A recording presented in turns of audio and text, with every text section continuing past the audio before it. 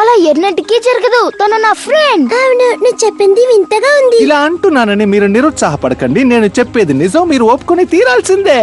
ఇది ఎన్నో తరాల నుంచి వస్తున్న ఆచారం. నేను రాజావుగానే ముందా పద్ధతిని మార్చేస్తాను. నేనుండగా అలా జరగని మనం నిన్ను పని నుంచి తీసేస్తాను. అది అసాధ్యం. నన్ను తీసే అధికారం రాజుకే ఉంది. చూడు, తనే కాబోయే రాజు. అవును, అందుకే నేను చెప్పింది నువ్వు చెయ్యాలి. నువ్వు ఇంకా రాజు కాలేదు. అయినా ఇలాంటి ఆలోచనలతో నువ్వు రాజు అయితే మొరటుగా ప్రవర్తిస్తావని నాకు చాలా భయంగా ఉంది. నువ్వు పొరపాటు పడుతున్నావు.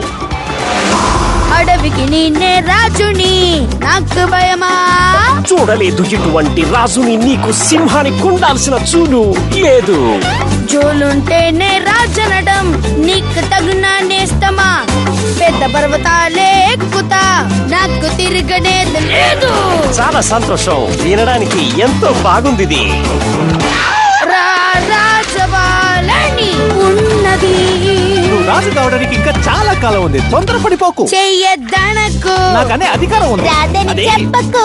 అసలు నా ఉద్దేశం ఏంటంటే ఆగమని కోరకు, చెప్తే ఆగమని అనకు. ఆనందంగా చిందులు వేస్తాం. నిన్ను బయటికి పంపిస్తే కదా. ఈ అడవికి నేనే మహారాజుని. నే చెప్పిన మాట విన్నావంటే బాగుపడతావు. రాజులు ఎవరి సలహాలు తీసుకోరు. ఇదే నీ నిర్ణయమైతే నా నిర్ణయం కూడా నువ్వు విను. ఉద్యోగం వదిలి, ఆఫ్రికా వదిలి నేను వెళ్ళిపోతానంతే.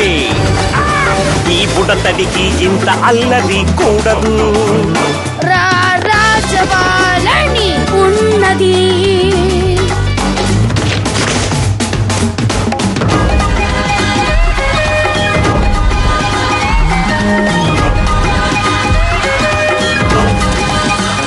ఇటువైపు చూడు, అటువైపు చూడు, ఎటువైపు అయినా నేనుంటాను.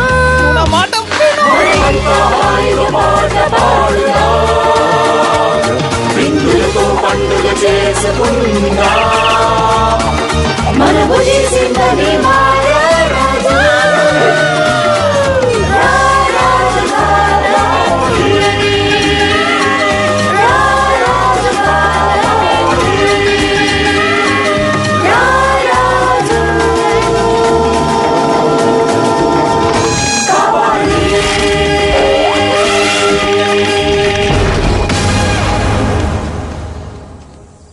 దయచేసి నన్ను క్షమించండి, నేను వెళ్ళిపోతాను.